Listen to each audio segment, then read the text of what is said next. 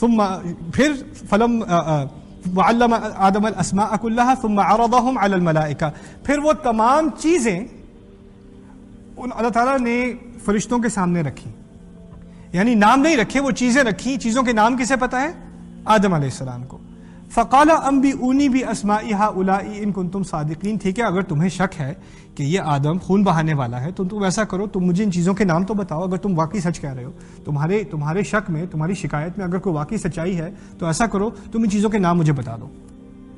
انہوں نے کیا کہا؟ قالوا سبحانک، یا اللہ ہم تو آپ کے بغیر عیب ہونے کا اعلان کرتے ہیں، آپ کی تسبیح کرتے ہیں. سبحانک، we declare that you're perfect.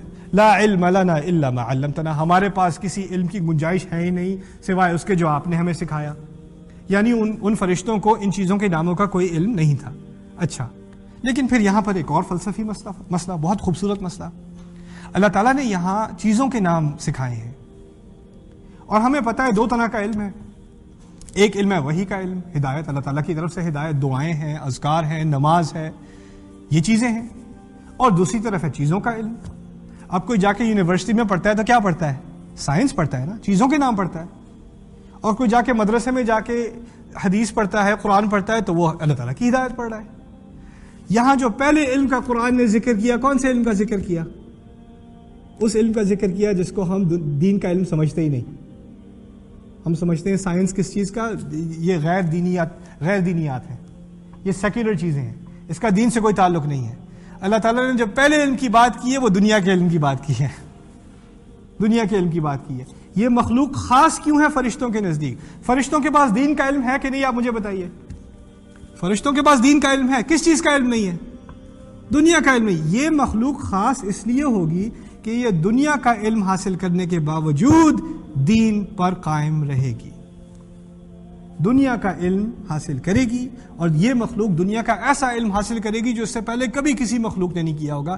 اتنی کتابیں چھاپے گی، اتنی لائبریریز بھرے گی دنیا کی، اتنی ایجادیں کریں گی جو کسی مخلوق کے گمان میں بھی نہیں ہوں گی، وہ یہ مخلوق کرے گی. اور اس کے ساتھ ساتھ ہی یہ دین کی تعلیمات بھی حاصل کرے گی. یہ اس انسان کی فوقیت ہے. یعنی اس دنیا کے علوم کو آگے کرنا، سائنسز پڑھنا، ایڈوانسمنٹ کرنا، یہ تمام دینی کا حصہ ہے. یہ آدم کی اپنی جو ایک اس کی ایک ڈیسٹنی تھی، ٹھیک ہے نا، اس کی ایک قسمت تھی. اللہ تعالیٰ نے اس کی لیگیسی میں اور اس کے فیوچر میں، اس کے مستقبل میں جو کہانی لکھی ہے اس میں اس کا اس علم کا ارتقاء کرنا اس کا حصہ ہے. کسی کا یہ کہنا کہ نہیں تم تو دنیا پڑھ رہے ہو یار، دین پڑھو. میں کہتا ہوں تم قرآن تو پڑھ لو یار.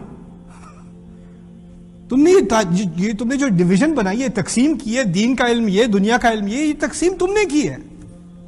یہ تقسیم قرآن نے نہیں کی، یہ ہماری اپنی بنائی ہوئی تقسیم ہے.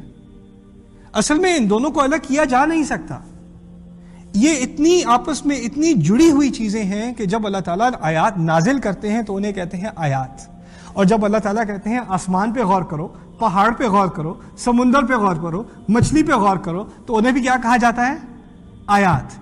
ایک وحی کو آیت کہتے ہیں اور ایک مخلوق کو آیت کہتے ہیں. تو اس پہ غور کرو اور اس پہ غور کرو، دونوں کو جب غور کر رہے ہو تو کس پہ غور کر رہے ہو؟ آیات پر. اور آیات پر غور کرنے سے کیا بنتا ہے؟ انسان کا ایمان پختہ ہوتا ہے. سنوریہم آیاتنا فی الآفاق وفی انفسہم حتی یتبین لہم انہ الحق.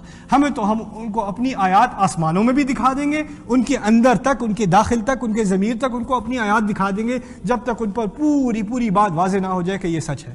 یہاں میں آگے کی بات میں کروں گا ہی نہیں اس دفعہ، میں آپ صرف یہی بات کر دوں اس دفعہ. یہ بات سمجھانے کی ضرورت ہے، بہت اہم ہے. ہمارے دماغ میں کیا ہے کہ ایمان کہاں سے آتا ہے؟ قرآن پڑھنے سے ایمان آتا ہے، نماز پڑھنے سے ایمان آتا ہے، یہی گمان ہے نا. اب مجھے یہ بتائیے، آپ قرآن پڑھیے، ان فی السماوات والارض لآیات للمؤمنین.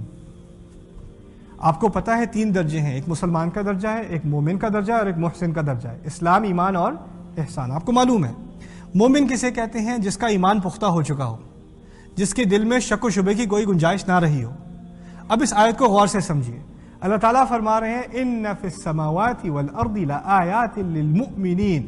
بے شک صرف آسمانوں میں اور زمین میں ہی آیات اتنی ہیں، کافی ہیں کہ کوئی مومن بن جائے. کسی کے مومن ہونے کے لیے آسمانوں اور زمین پر غور کرنا ہی کافی ہے. یہ مومن کے لیے کافی ہے. یہاں اور کسی آیت کا ذکر ہے؟ کسی اور عبادت کا ذکر ہے؟ نہ. انسان صرف کیا کرے؟ غور کرے آسمانوں پر اور زمین پر، فزسسٹ بن جائے، بایولوجسٹ بن جائے، کیمسٹ بن جائے، نیورولوجسٹ بن جائے، وہ بھی اس کے لیے کافی اگر مخلص ہے دل کا. اس کو اللہ تعالیٰ کے معجزے اپنی سائنس میں نظر آنے شروع ہو جائیں گے. اپنی سائنس میں میرا ان لوگوں سے تعلق ہے، مجھے لوگ مختلف قسم کے لوگ ملتے ہیں. ایک کپل سے میری ملاقات ہوئی تھی، اوہایو میں رہتے ہیں، دونوں حافظ قرآن ہیں، میاں بیوی. جو شوہر ہے وہ جیولوجسٹ ہے اور بیوی جو ہے وہ نیورو سائنسز میں، دونوں پی ایچ ڈی ختم کر چکے ہیں اپنی. اور دونوں نے پی ایچ ڈی شروع کرنے کے بعد قرآن حفظ کرنا شروع کیا تھا.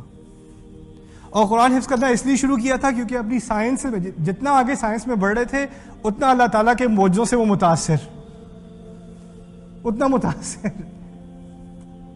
یہ بھی ایک عبادت ہے. کوئی ڈاکٹر اگر سرجری میں لگا ہو تو روزانہ جب سرجری میں لگا ہو، اگر اس کا دل صحیح جگہ پر ہے نا، تو روزانہ اس کا ایک روحانی تجربہ ہوگا. اللہ تعالیٰ کے معجزے کو وہ اپنی آنکھوں سے دیکھتا ہے، زندگی کا معجزہ اپنی آنکھوں سے دیکھتا ہے. وہ کیا کیا ڈیزائن اللہ تعالیٰ نے انسان کے اندر بنایا اس کو اپنی آنکھوں سے دیکھتا ہے. اسے پتہ ہے اللہ تعالیٰ کی قدرت کیا ہے. یہ کوئی ایسی خود سے بننے والی چیز نہیں، یہ کوئی حادثہ نہیں ہے، یہ ایسے نہیں ہو سکتا. اس کا ایمان پکے سے پکا ہوتا ہی چلا جاتا ہے.